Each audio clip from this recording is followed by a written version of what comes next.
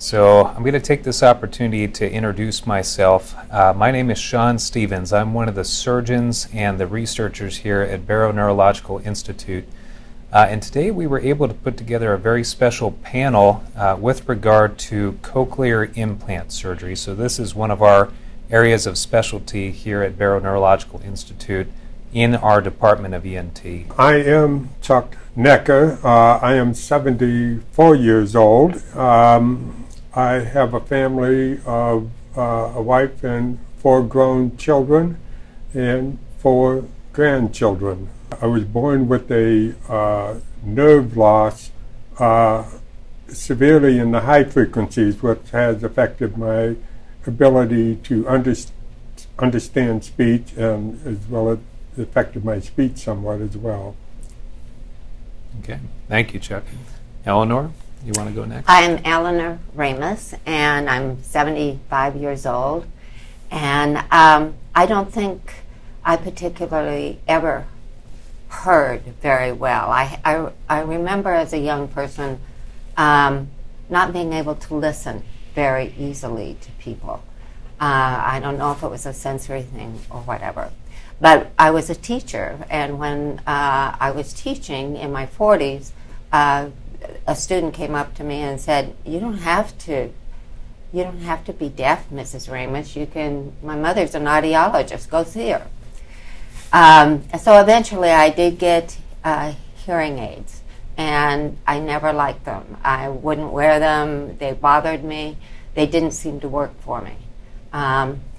Finally, my daughter, who works in the medical field, suggested, "Mother, you got to go get a cochlear implant." And that's when my life changed. I had got a cochlear implant 3 years ago, and another one just about 8 months ago, and I'm happy to be here today. All right, Michael. Yeah, my name is Michael Clark. I'm 36, and I've had cochlear implants probably for the past year, 2 years, almost actually maybe even 3 years. I have 2 little boys. I'm married, and I consider myself very active, but I had significant hearing loss that was very fast over a year, 2 years, and I will tell you that it's changed my life. I think just having, from your relationships, from your wife to your kids to personal level, questions that I used to ask myself was, can I continue with my job once I lost my hearing? Now I can't. I mean, I can go on Teams calls and have conversations with people and not even skip a beat. So absolutely has changed my life. It's made my marriage even better, my relationship with my kids, so very blessed. If you could, each of you as a patient, panelist, cochlear implant recipient, please state how long you've had your cochlear implant and how has this device changed your life. And this can be good, bad, awesome, ugly. We want this to be open-ended as best we can. And I would be very, very thankful for just your thoughts on your process to date so far. So Chuck, do you want to start? I've had my cochlear implant now for just over 5 years, and it has impacted my life quite positively, especially in being able to better understand people when the lip cues are not available. I found that my ability to carry on a conversation over the telephone, and this is before Zoom meetings, to be so much easier to go. Another impact on my life is I volunteer for a reptile sanctuary. And one of the services we provide, if a property owner calls us and asks to come and remove a rattlesnake from their property, I am on call to go out and get that rattlesnake. Before the cochlear implant, I could not hear the rattle of a rattlesnake. After acclimation, less than a year with the cochlear implant, if I'm getting close to that rattlesnake, now I can hear it. And so I'm particularly pleased about that. We are too. Thank you. Well, picking up from Chuck's rattlesnake, I can hear crickets.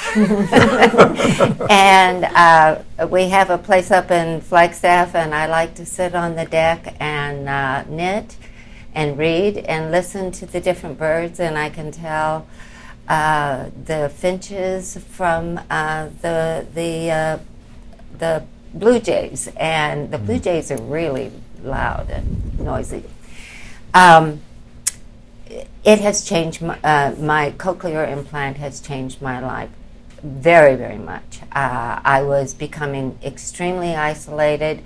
I didn't want to be around people, and I can do that now. It's not 100%, but it's 100% better than hearing aids. The hearing aids just frustrated me from the time I started wearing them when I was 40 till the day I got these cochlear implants.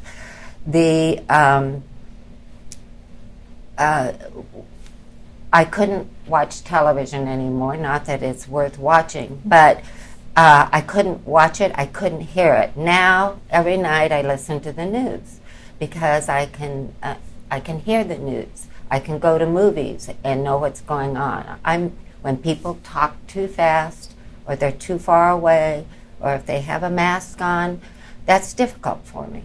But when in a situation like this, I can hear everybody's voice very, very clearly, and that means a great deal to me.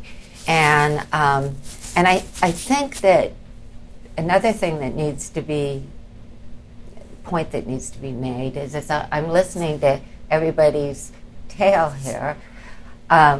I did not have, I remember there was a checklist of what to expect after the surgery, and they asked about, one of the things was, you'll be able to pick up one word at a time. I didn't have that problem. I could hear pretty much once the whole hearing process got on, I could hear sentences, and they became more normal as I was listening.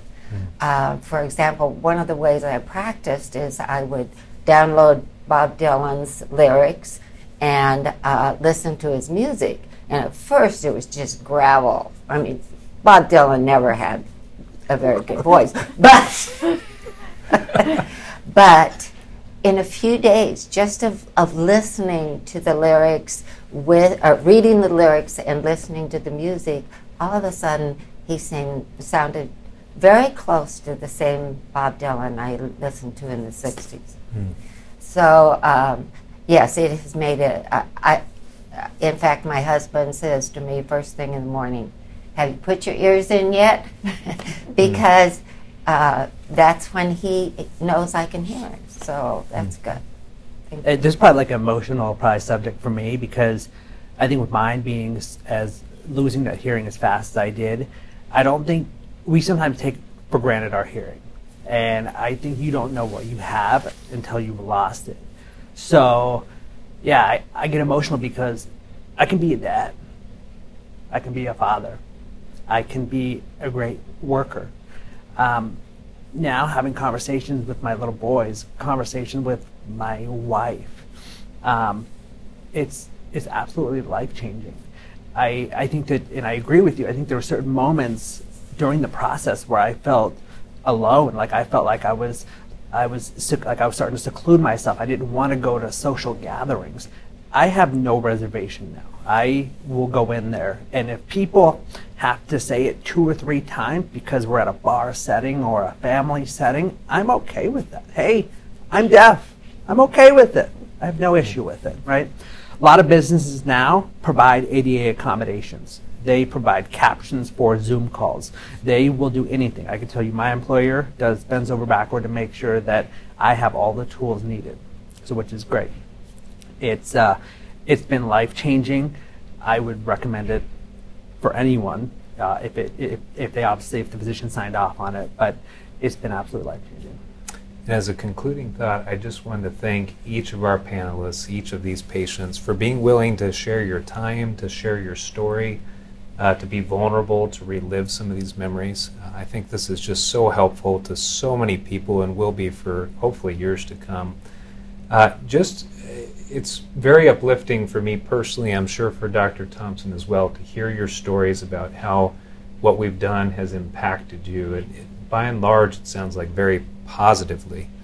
I also wanted to say to you as our patients and to anybody who's watching this, that each of you is such a blessing to us as well. It's such an honor and a privilege as a doctor, a healthcare provider, to walk through these journeys with you and to watch lives transform. There just aren't very many opportunities, even in modern medicine, where we really get to see transformative treatments, things that are going to give somebody a part of their lives back, allow them to regain something they've lost.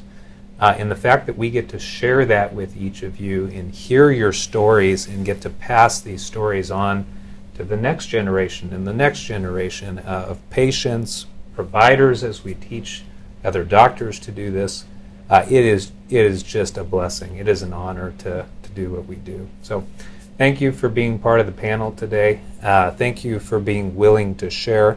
And we do really sincerely hope at Barrow here that this will be very helpful to patients who are following in your footsteps. Thank you for giving us our hearing back. Both of you. It's our honor.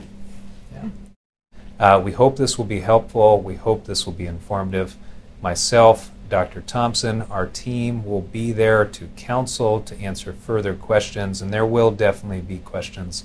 That is for sure to come. But in summary, this device, this technology is life-changing. It can make very positive change for our patients if applied correctly and if applied appropriately. And that is our job, is to identify patients who can really do great with this and hopefully to bring that change to your life as well.